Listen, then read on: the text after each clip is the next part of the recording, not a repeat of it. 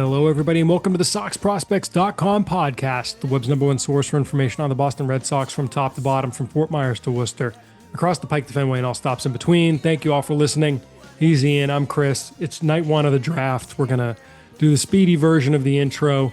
The Red Sox have made 4 selections on night one of the 2025 draft. We're here to break it down, talk about who the newest players coming into the system are at a time of year where, as you heard in the last episode with Mike and Ian, system might look a little thin, could use some juice, and they got some tonight. So we're going to get into that. But first, of course, if you can help us out a few ways, if you enjoy the show, if you can spread the word, tell, as Ian has mentioned, tell your neighbor, which is one of my favorite running gags, by the way. But yeah, tell your local draft Nick, tell someone tomorrow who you see at work and they had no idea that the MLB draft was even happening. You can tell them about the show. Say, hey, if you want to figure out what this is all about, these guys can help you. You can also rate and review us on Apple Podcasts, iTunes, Spotify, and wherever it is that you listen. And of course, the donation drive is still on. Can help support the show. We've kept the site free for 21 years now. Hope to continue to do so. Our donation drive runs through August 1st. So time is running out if you want to support us, and you can donate at soxprospects.com/donate.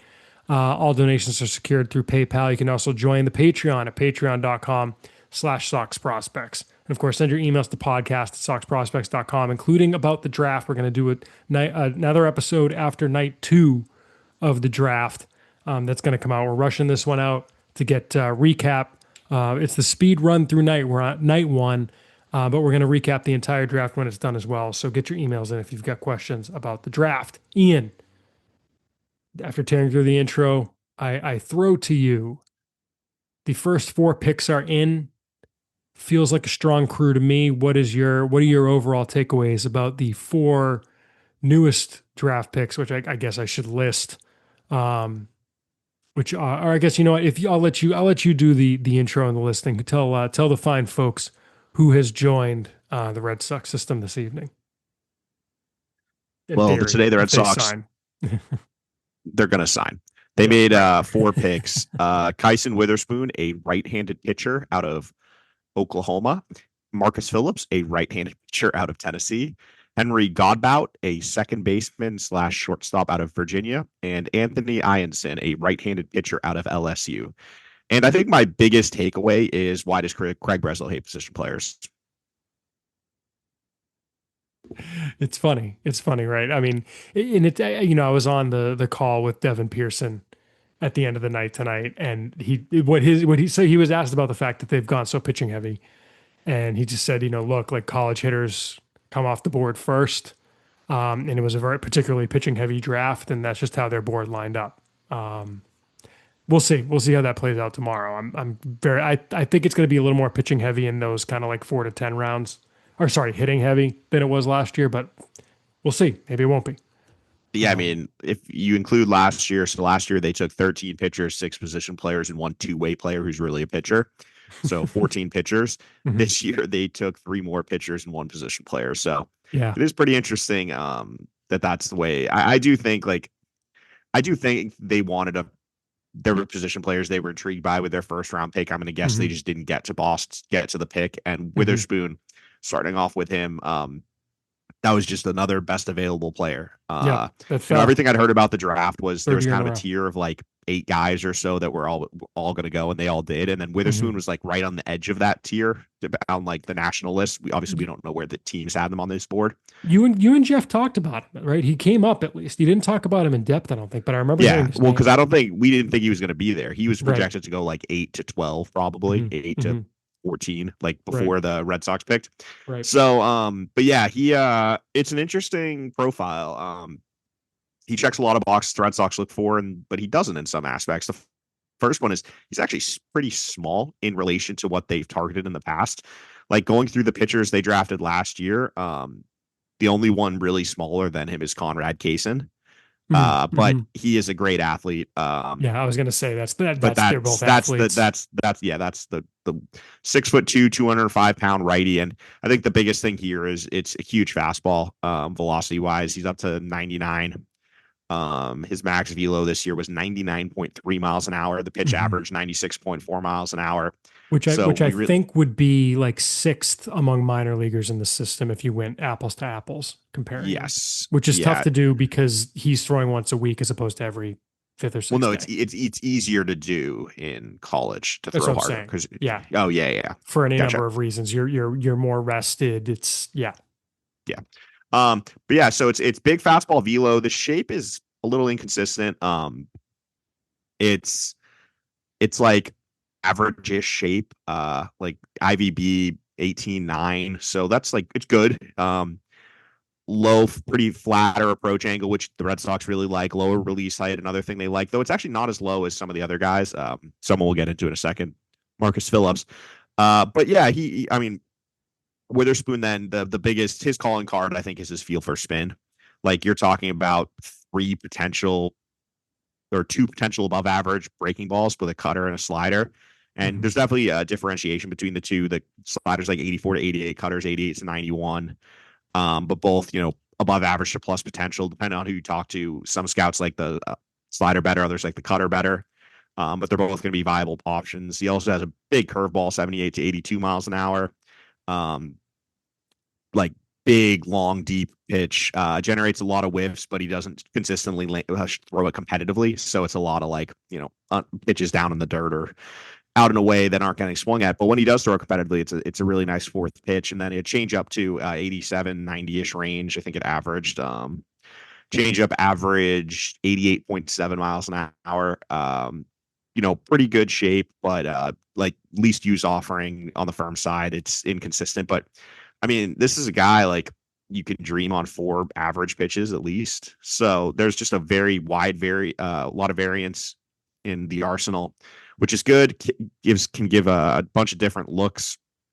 And I think the thing that I like is you just look at like he's got a bunch of pitches that can miss bats. Fastball at a hmm 22% whiff rate, which is I think it's fine. It's not great, but 37% on the cutter, 33% on the slider, 52 or 53% on the curveball, and 46% on the changeup. So he's missing a bunch of bats with the secondary offerings. And when you've got, when you're throwing in the high 90s or mid to high 90s and you can miss bats with four different secondaries, you have my attention, sure. especially when you're a really good athlete. So I think that, he's a really interesting pitcher. The delivery's a little wonky. Like, he's got this really like kind of like Giolito esque, I believe MLB pipeline had that Sure. or it might have been Kind Kyle. of No, it's short Kylie arms McDaniel there. had that in it. Yeah, but it's like a very short arm slot with this little like jerky action behind. That we'll see. It's not the most unique thing, but he guides the ball well. He's got some deception there, and I think that will help mitigate some of the the only average shape with the fastball because it's more like it's a velocity based fastball. It's not a shape based fastball like some other guys in the hmm system. So hmm really intriguing arm though. Did not think he would be available, and oh, I forgot the one other thing is he's a really short strider, which is interesting. It's like a sub hmm 5'7" extension. So that's another trait that I feel like the Red Sox don't have a ton of. So I think it's another look. It's going to be he's a really interesting profile and someone, as I said, like the type of arm talent that they haven't added for a while. I'm on a side note. I just like to think that they read my article last what was it last winter about Yeah. how they just don't draft pitchers and that's the biggest problem in their pitching dev because hmm ever since then they just only draft pitchers. So Right. you're Apparently, welcome. Yeah. So anyway, especially but early yeah, no, on I in like Witherspoon. Montgomery. Yeah. Yeah. Yeah, I I mean, like Witherspoon. mhm. It's a very interesting guy to add to the system. Yeah, and also one of the great disappointments for me this evening was that the Red Sox were not able to also draft his twin brother and teammate Malachi, who both not only is his twin, but was with him at Northwest Florida State Junior College and transferred with him to Oklahoma for 2 years and was with him for 2 years at Oklahoma. Malachi went 62nd overall to the Tigers. I was really kind of hoping they'd get both of them, but who knows? It's Maybe they just it wind is up trading interesting for that him. yeah, it is interesting too that Malachi was the higher regarded player coming out of high school. He was actually the only one drafted. He was the only one Yeah. invited to the draft combine. But Kyson had passed him obviously this year, and I think one of the biggest reasons why is the strike throwing. Yep. Last year, Kyson had 40 walks in 80 innings. This year, he had 23 and 95 innings. So if he Yeah. can, carry that over to the pro ball, that's definitely very encouraging.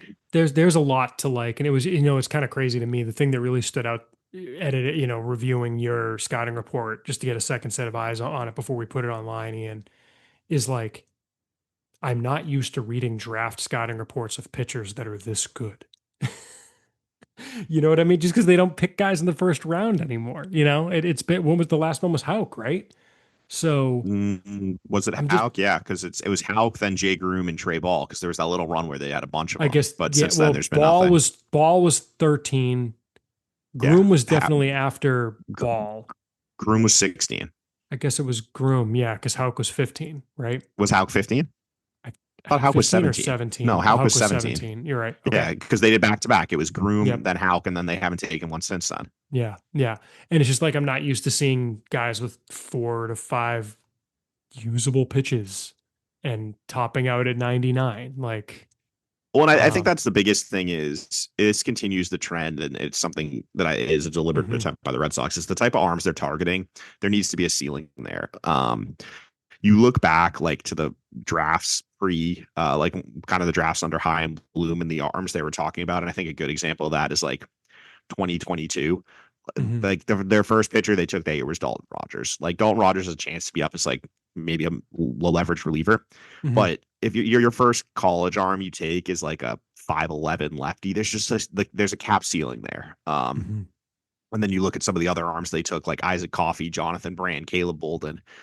I mean, they took Hoppy and Noah Dean too, but there's just not a lot of upside with those guys. Whereas you look at what they're taking now, last year, Peyton Tolley, Brandon Clark, that's just a different caliber and like profile of pitcher. And then it carried over to this year with Witherspoon, Phillips, and Iansen. Like they're just targeting a profile of pitcher they just haven't for years. mhm, mhm. Yeah. I mean, some other notes on Witherspoon was on his media availability. Seems like a really good kid. Um, he mentioned, and he couldn't remember who, and Devin Pearson at least claimed not to be able to remember who. But I guess at the draft combine, the Red Sox in their interview with him showed him a development plan for a similar pitcher. He couldn't remember who. Alex guessed was it Brendan Clark. Um, but he's like, I'm terrible with names. And then Devin Pearson was like, oh, we talked to a lot of guys, so I don't really know. But he mentioned that they like showed him a potential, like this might be a kind of development plan and some goals that we would have for you potentially. Um, but yeah, I mean, he said that the staff at Oklahoma, made some tweaks here and there to his mechanics, but they basically let him use his athleticism. He just started on a plyo ball routine this year, and that was something he got comfortable with this year, and making his delivery more repeatable. That were two things he credited with helping him with his step forward this year. Pearson said that Witherspoon was the top guy they had on the board when their pick came up. Noted his big velocity, and that he held it over a lot of innings with good breaking pitches. Mentioned the cutter and slider. So there's a lot of upside to maximizing his pitch mix. Strike thrower with high velocity and interesting shapes to his pitches. Was what he said about Witherspoon. So, do we want to do potential rankings and pitch player by player? Yeah, we should also mention, I think that so Witherspoon, the Red Sox took him at 15th, and he was ranked 10th by MLB, 7th by BA, and 10th by ESPN.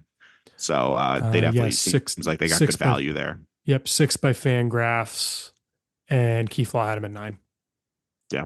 So nice. Yeah, with Witherspoon, to me, I he's agree with you. not on the Peyton Tolley tier, but Nope. he's in, I think, discussion with Arias Perales and Justinson Garcia, that next tier for me. Agreed. Okay, somewhere in there. The high end 4.5 to low end 5 range. So Yep. I would definitely take him ahead of James Tibbs, Clark, and Valera, though, and Yep. down from there. So Agreed. Yeah, I had the exact same thought. Do you want to move on to Marcus second round Phillips. pick? Yeah. Yeah, Marcus So Phillips. this is the one that's fascinating to me. And I talked to someone who saw Phillips this year and said basically like the amount of variance with him is great, but if it all clicks, he has more upside than anyone else they've taken today. And I think that sounds about right, because this guy is, to me, like the ball of clay from last year that they did with Peyton Tolley and Brandon Clark. Yeah, I had the same vibe. He started for 1 year. just this year, and he was Tennessee's I think number 2 or 3 starter. He was the number 2 Uh, starter behind Liam Doyle. yep, who went in the top 10 picks, top He five went picks. fifth. He went Yeah. fifth. So last year he was a reliever, 3 saves, 2 starts. The year before he pitched 12 and a third innings at a JUCO. This Iowa year, Western. Yep. This year, 83 innings, 75 hits, 8 hit by pitches, which I thought was a lot, 35 walks, 98 strikeouts. But the thing that really stood out to me is he's a big boy. Like, he's listed at 6'4", 245. And if you watch video of him, you would not know that. He just carries his weight really well. He's a great athlete. Again, two-way player. He entered college as a two-way player. Outfielder. And yep. So he can run, he can move, and it's a really loose athletic delivery. The arm action is very long. There's a lot of effort in it. It's a really quick arm, but he's more their prototypical, like really low release height. It's like sub 5.3. The stuff that they've targeted with guys like Tolley, Kyle Harrison, etc. That's more like it. But he's got a huge arm. Like he maxed out this year at 100.8 miles an hour.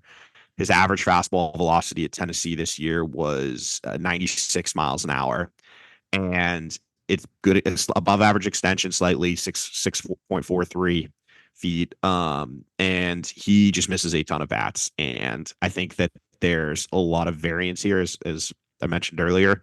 But like, this is a guy, if you dream on it, you could see like 2+ pitches and another that gets close to it. Like, there's just the changeup is there's a high error bar with the changeup. Right now, it's like probably below average, but it flashes significant bat missing potential. As emphasized, like this year, it had a 42.9% whiff rate, which is actually the highest of all his pitches, even though it's probably the lowest graded one. So there's a lot of variance with the changeup, but it played well this year. Slider had a 39.5% whiff rate, really good. And like, there's this guy, like, it was interesting looking at the national rankings too, because what was it? Keith Law had him, or excuse me, Eric Long, Eric Longenhagen, 13th overall. Yeah. And then I think other places had him, like MLB had him 61st. I got them all right here. If you want to just go 67, ESPN 40. Yep. So, MLB 61. Yeah, I mean, Keith Law had him at 98. So there's a lot of variance here, but like, if everything breaks right, this is a guy who could be like a high-end starter, but there's also a pretty good chance he's a reliever. So I think that it's worth the gamble, though. Sure. I think with the way the Red Sox pitching dev has elevated players, you have to have confidence, and you got to draft guys with what you do best. And he checks a lot of the boxes they look for. So I'm a big fan of this pick.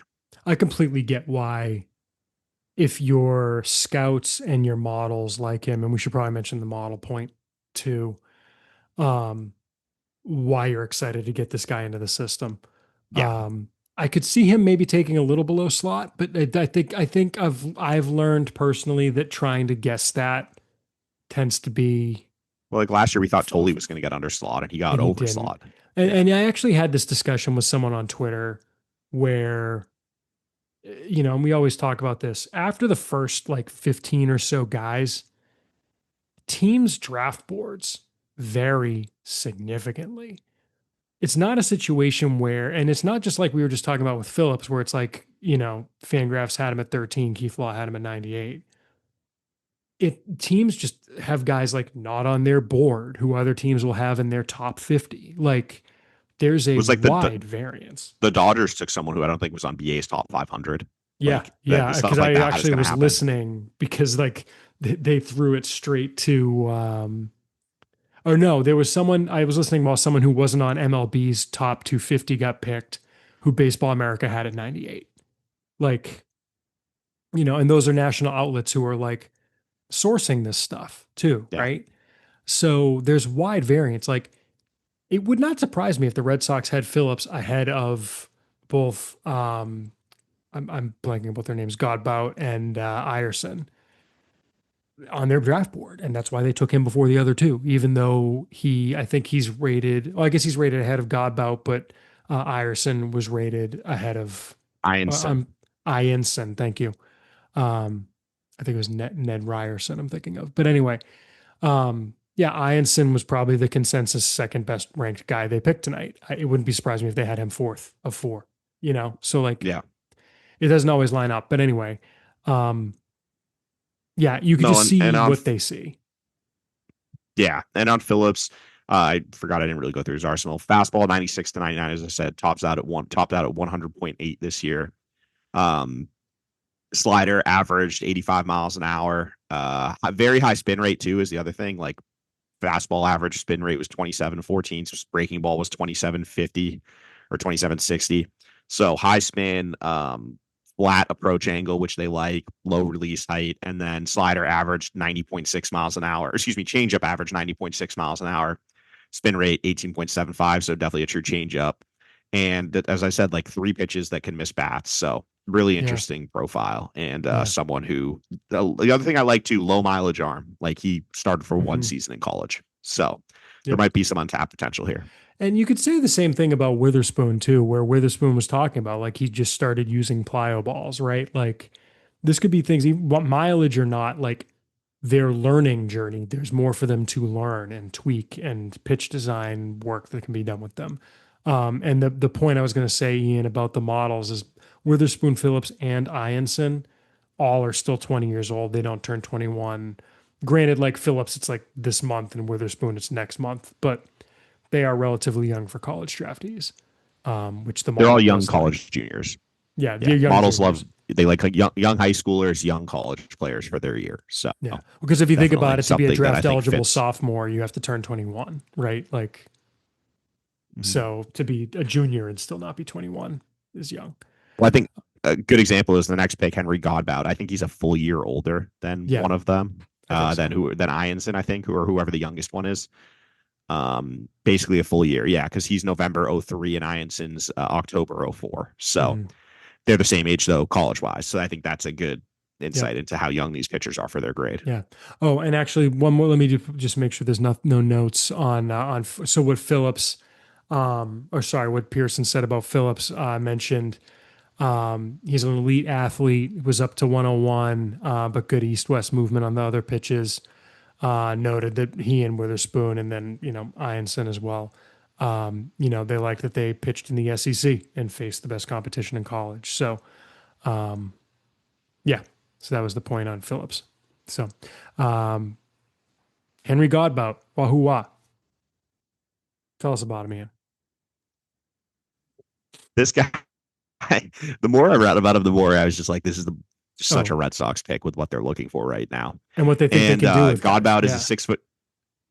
Exactly. He's a 6 foot 290 pound infielder. He played second base, mostly a few games at third base, but he was announced as a shortstop. So I'm going to guess he's going to play shortstop and second base. He is. Um, Pearson said that they are going to but play him at short and second. And when asked why, not why, but like, what do you see? And they said, we're betting on the athleticism. We think he can handle it. So we'll see. yep, we shall see there. But yeah, I think the thing that really stands out with him is just it's an elite contact ability. Hmm. I know the average wasn't great. He only hit like 309 this year, but if you look like the under the surface stuff, 91.6% zone contact, which for point of reference, I believe Franklin Arias is the only Red Sox prospect higher than that, or he might be lower than it now, but at least he was higher than it last time Hmm. I looked. So just insane zone contact skills, pretty good swing decisions, like 22% chase rate, which is fine, slightly above average. Um, and just overall contact rate is 88%. And he makes a ton of contact on fastballs, which I really like. And I think they do too. And he doesn't chase for a soft speed. Like his chase for a soft speed was only 10.8%, which I think is pretty encouraging. Like this is a guy who actually seems to have pretty good pitch recognition. It's very like contact oriented approach, line drive swing. Um, actually doesn't hit ground ball rate is pretty low. It's only like 38% or something this year. So it's a lot of line drives. And he does have some pull power, like a little bit. His pull air percentage, which is just the number of fly balls that you pull, is actually good. So I think there's if they can add some bat speed and some strength here, there's especially to a guy who's 6'2", I think they think there's more power in here. And Yeah. with those contact skills and good swing decisions, it just he checks a lot of boxes that the Red Sox seem to target. And makes sense for a model driven team to like a lot of those surface under the surface numbers with the contact skills and everything. So they get him in the dev program. I think that they think there's a chance this is the type of guy who could be elevated, like what they've done with Chase Mydroth, Christian Campbell, like guys like that who have a similar profile and contact skills from college. Yeah, and Devin literally said like this is one of our development. He fits our development strengths well in terms of what he needs. Mentioned the athleticism. He mentioned that they've liked Godbout at Fenway workouts because he was asked, is this someone who came onto your radar when you guys were scouting Kyle Teal? And he said, well, no, like we liked him before. We also liked him in working him out at Fenway. He noted that he played for the Vermont Lake Monsters in 2022, and they liked him there. But he also mentioned, there is a connection to Teal for sure.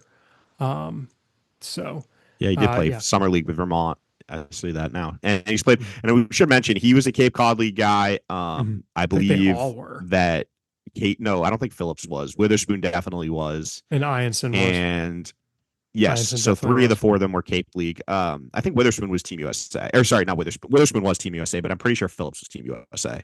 I think Iansen and Godbout might have been 2. Phillips definitely was. I know that. I don't know. No, I was Phillips. I think he was. Yeah, I know Witherspoon was both 100%. Iansen was. Phillips, we don't have his Team USA, so maybe it's just Ianson and Witherspoon. Ianson. Yep. But yes. Anyway. So a lot of Cape League connection, or another Cape League connection, which is something I know Mike has highlighted in his draft previews that the Red Sox have gone for, which they seem to go away from for a bit, but seems like they're back. I think it's one of those things where it's almost kind of incidental, where it's like the top college guys play on the Cape, right? Like, yeah. But everyone's there. That's now. True. Yeah. So yeah. One thing I forgot with Phillips, we didn't really discuss where we would rank him. Sure. Yeah. And I think So with Phillips, to me, it's tough because I don't think a lot of these pitchers are going to pitch this year, or if any of them, frankly, are. So we're basically just like everything's going to have to be a status quo with the pitching draftees until next spring, or so. For that reason, I like to start a little more cautious. As there's some people I got some pushback when I said that I would probably have Phillips in like the 12 to 15 range. You mean just like people on Twitter, or like scout better. Types? No, people on Twitter. Okay, yeah. And I just think for me, like, it's hard to put a guy who's never thrown a professional pitch over someone like David Sandlin or Connolly Early, who are both in the high minors who could be in the big leagues next year. So they thought you had him too low. That's just really what it comes down to. Yes, they wanted Phillips. Okay. They thought he should be in the top 10. I wouldn't. And for me, it's just that's what it comes down to. And he might end up in the top 10 because of the graduations, but with where our current rankings are, for me, he's in that 12 to 15 tier. I need more strikes. I need more strikes before I put him that high, I think, is what I'm seeing. The stuff is really good, but like Brandon Clark sounds like a similar profile, but we've seen Clark, do it so far in the professional and pro ball. I need to see that for him. It's like Sandlin, right? Like I would take Sandlin. Sandlin's doing it in AA. Like, so yeah, exactly. That's the proximity matters. Yeah. And there was a point with Godbout. The point I was going to make about Godbout is stronger sophomore year than junior year. So it might be one of the, and UVA as a whole just didn't hit as well this year as it had in the past. They had like a team wide slump. So it might be just, one of those things where it's just like, you might be getting a better hitter. Godbout came into the year as one of the top second basemen in Division I, and just didn't perform to that level. So, like, if you think that might be who he is, could be a bargain at pick 75. Definitely, and he doesn't strike out at all. That continued from this year, but as you said, last year 372 batting average, 472 on base, 645 slug, good for a 1.117 OPS. Yeah. This year, 895 OPS, so it dropped 225 or so points. Mm-hmm. Mm-hmm. Where would you, for rankings wise, what did you think for him? Because my initial thought was like 25 to 30-ish, like Zach Earhart territory. I think that sounds right. Yeah, Earhart is a guy that comes to mind. It's like it's a similar profile. And this is, the guys where they are ranked right now. Because first of all, it's going to change next month, because next month you're probably going to lop Anthony and Meyer off the top.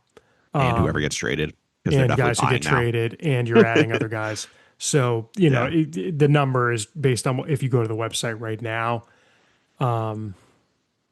He feels very Zach Earhart to me. He feels very Zach Earhart. Last year was their fourth round pick last year, and he's got in the bat speed program and is hitting the ball harder, hitting for more power. Like last year, he had 1 home run in the 111 at bats. This year, he's got 6 and 106. Excuse me.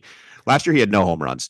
This year, he's got 7, including 6 in Portland. So, and yeah, I think that that's like profile wise to start at least. It sounds about right there. Yeah. If there's a chance for him to stick it short, maybe I would nudge him ahead of Erhard, keep him behind Kaisen, maybe. So that's probably the range ish. Yeah, I'd probably have him like right after Erhard just for the bird in hand. Like we know what Erhard Fair. is.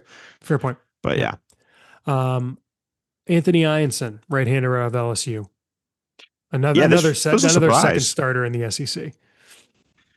Yeah, because his teammate Cade Anderson went what, 3rd overall, I think. Yep. But this one was a surprise. I did not like this. To me, indicates that there's either he's not taking as big a bonus as you would think, or one of the earlier picks or multiple of the earlier picks are getting under slot. Because and should we say what the slot numbers are really quick? Yeah, I was about to say that. Sure, go ahead. No, sorry. No, you can do it. Okay. No. Witherspoon at 15th overall. The slot is basically a little over 5.1 million. Phillips at 33 overall. It's 2.9. It's a little below 2.9 million. Godbout at 75. It drops down to a little under 1.1 million. And Iansen is 907,000 and change. So if you think Iansen might get over $1 million, which I think sounds right. And keep in mind, you can also goose all of these numbers up by 5%. To get what the, actual. Well, you can really goose the entire. Yeah. So it's really, they basically have an extra 500K to spend more or less because their total slot is 12.4 and with the 5%, it's 13. So I guess about 600K actually. Yep. So, sorry, I think, and you look at the numbers like Phillips, I don't know what he's going to get. As we talked about, I was surprised with Tully. I could see Phillips getting 2.5. I could see him getting 3 also. So I think there's a range there. Godbout was drafted right where he was ranked 72nd MLB, 80 BA, 100 ESPN. He went 75th. Yep. Iansen is the interesting one because he is another college starter, another younger junior, draft eligible junior, another 20-year-old. He's actually the youngest of the 3. And he was ranked 40th by MLB, 32nd by Baseball America, and 45th by ESPN. Yep. So this is a guy who was pretty highly regarded and like a potential first-round talent. And he had a really good year at LSU. He transferred there after a good year at San Diego last year out in the Big West. At LSU this year, 108 innings, 3 ERA, 1.15 whip, 152 strikeouts, and 36 walks. So missing bats and throwing a ton of strikes. And I think the thing that's interesting to me is he checks a lot of the boxes the Red Sox look for with some of his like pitch stuff, individual pitch stuff. But his overall profile, and especially his delivery, is not something they've really targeted. It's a very different look. The extension is good, but it's a vertical release height. He's like a high 3/4 arm slot guy, and his release height is 6.52 on his fastball, which you compare that to Marcus Phillips' 5.28. So that's a pretty huge gap of where their release height, like Phillips is low, and Iansen's just that high vertical release. And as a result, like his fastball is not as flat, doesn't have that same like low VAA. So it's pretty interesting. He's not as hard. He doesn't throw as hard as the other guys either. He's 92 to 94, average 93.1. Max velo this year was 97.7. It's a low spin fastball, which so again, complete opposite of Phillips in that regard. So it's just the whole arsenal's low spin. That's like 2,000 RPMs on the fastball. But the thing, and so his fastball actually, it's like more of like an average, maybe a tick above pitch. His calling card is the secondary stuff. He has multiple really good secondaries. And it starts off with a slider that I think, you could go plus. You could even go 65 if you wanted to on it. Like big time depth, low spin rate, misses a ton of bats. Last year at LSU, it had a 51.9% whiff rate on it, and it got chases like 47% of the time. So even though it's not a pitch, he's landing in the zone. He's always throwing it competitively, and as a result, he's just getting a ton of whiffs on it. So that's like a potential plus pitch. Then he's got a curveball, like the high 70s. Average velo on the curveball was 78 miles an hour. A lot of vertical shape, pretty big depth. Another pitch that it looks good metrically, but it actually doesn't miss as many bats as you'd expect. The whiff rate on it was only like 37%. And but so pretty interesting pitch there. Another one that like potential above average offering, maybe even plus. And then he's also got a changeup, like low 80s, averaged 83.2 miles an hour. Spin rate like around 2,000, so definitely a changeup. And I think with the changeup, just not a pitch he throws in the zone that often. Like his strike percentage on it was only 46.8%. He only threw a competitive 61% of the time, but when it was in the zone, I mean, he got a ton of whiffs on it, like 65% whiff rate on it. So that's a pitch that if he can get that consistently in the zone, could give him a third bat missing secondary. So just a really like it's an interesting arsenal. I don't know how much like if there's as much upside as there is with the first two picks, but seems like a pretty high floor type arm who has a chance, probably a back end type with a chance to be a mid rotation guy, because he's got that polished arsenal and throws a ton of strikes. Yeah, it just doesn't he like you said, it's a little bit of a different pick for them. And I think it was one of those like you said, like this guy's still here. Like, let's get him in. Like you said, he's kind of a higher floor, low ceiling type, but like if that's your third pitcher you're taking, it feels a lot different than when he's, Brian Johnson in the first round, right? Yeah. Like at, Yeah. at, Cause at 87 it's a great overall, point. Cause sure. Like, why yeah. not?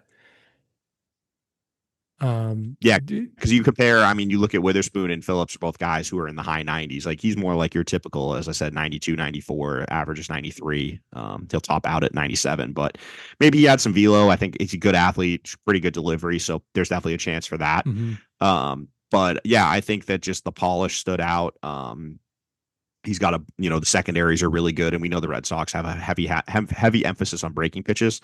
And you Mhm. look at the three guys they got today, all of them Slider, primary yeah. secondaries are breaking balls. Yeah, Mhm. so Mhm. that's definitely Yeah. something they're after, and it makes sense, with changeups being or off speed pitches being tougher to throw for strikes. If you have a good breaking ball, it has a good chance to miss bats eventually if it's good. Yeah, Devin So Pearson I mentioned. yeah, Oh, I was gonna say oh sorry, Devin go ahead. Pearson No, no. mentioned he throws a bunch of strikes. Same thing, like you said, and the secondaries and the fact that he's performed. Another guy.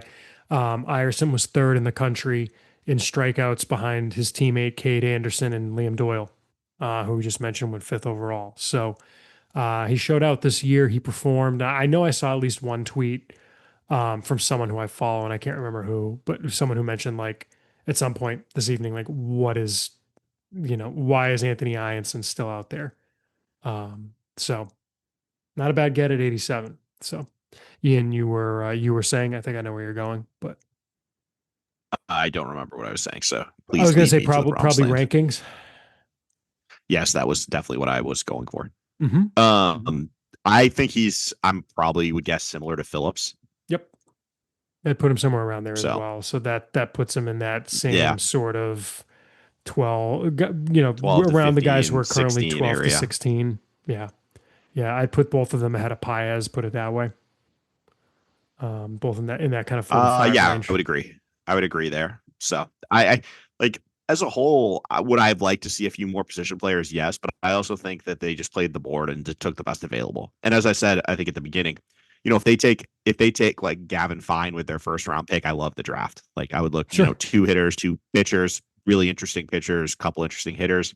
I think they got it. You got to get a couple like some upside hitters at some point.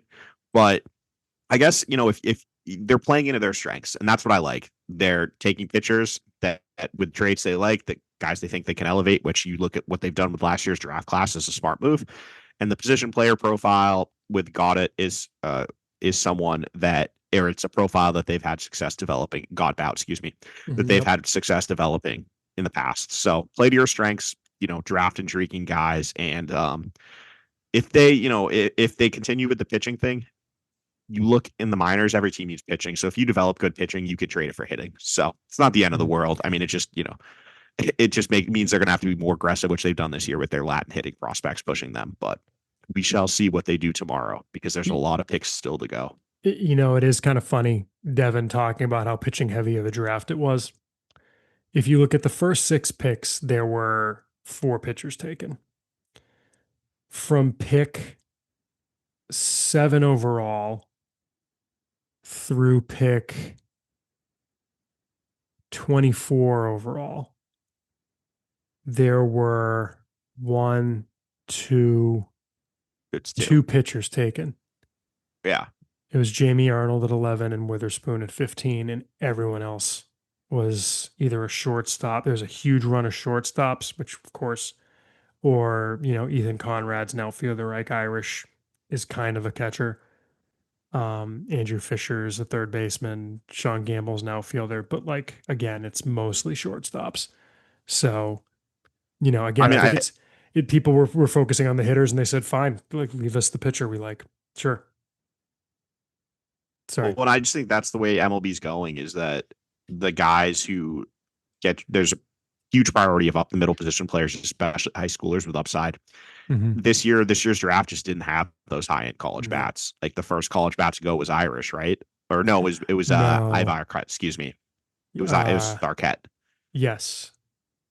Yeah. So, it was, but there were very few, but he was the only college bat that won in the top 10.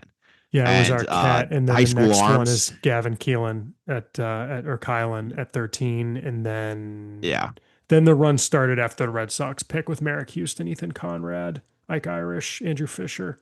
But Yeah. But there was no elite college bats in this year's draft other than Seth Hernandez, which is the outlier. I don't think a high school arm won in the first round or until like 25, but I think he's a two-way player. Cruz Schoolcraft, which is just an elite name. High school what? Sorry?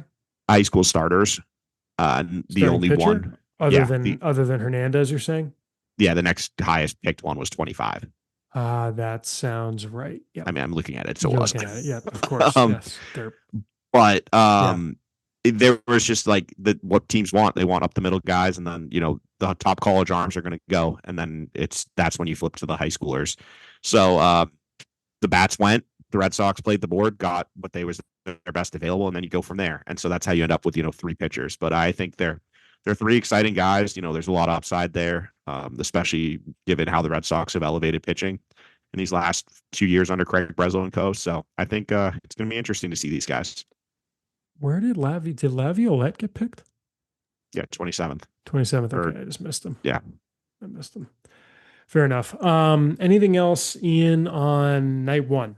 What do you think we're going to see for day two? I like I said, it wouldn't surprise me if they targeted more hitters in that 4 to 10 range than they did last year. I mean, I guess last year they drafted 3 of them, but like, it was mostly Earhart and Turner, with Hudson White being kind of the save a little money on a college catcher type.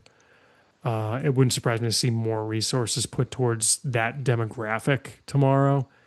It is interesting how, after last year was a pretty college heavy draft, other than Kaisen, it looks like it's going that way again. We'll see what happens. I would be surprised if they took more than a high schooler or two tomorrow. Otherwise, yeah. I think we'll see some high schoolers in like the 11 to 20 range who might not sign. But I guess last year they did sign all their picks. So last year the only high schooler they took was Jan Cruz out of Puerto Rico, on the day 3. Right. So we'll see. It'll be interesting. I think the only thing I'm comfortable saying is they will make 17 picks tomorrow. Yes. Yeah, they'll make all of their picks. And it'll be interesting to see if they go with another full signee draft like last year, because that was pretty interesting. But all right, well, we will wrap it up from there then. Thank you all for listening. We will be back in your eardrums soon. Follow us on socials. Tomorrow's the day to do it. Check out everything that went out today. He's at Ian Cundall. That's IANCUNDALL. Follow me at SP Chris Hatfield. Probably not during the day, but the website as well, at Sox Prospects, will have a lot as well. So make sure you follow those accounts. Again, email us, podcast@soxprospects.com. Thanks to the Ludlow Thieves for the intro and outro music. I guess we'll do our next round of supporters on patreon.com. It looks like you updated this after the last one, Ian. Right? I bolded Zachary whichever the group. next one to do is. Yep. So this week, next one. It's Brennan Mann's Riff Raff, Chad, John Schaefer, Jay Kendall, Aaron M, Etan Sabo, Tim Ware, Mike Richards, and JD. Thank you all for your support. For Ian, I'm Chris. We'll be back in your eardrum soon with more draft coverage. Hit us up with emails, podcast@soxprospects.com. Thanks for listening, everybody.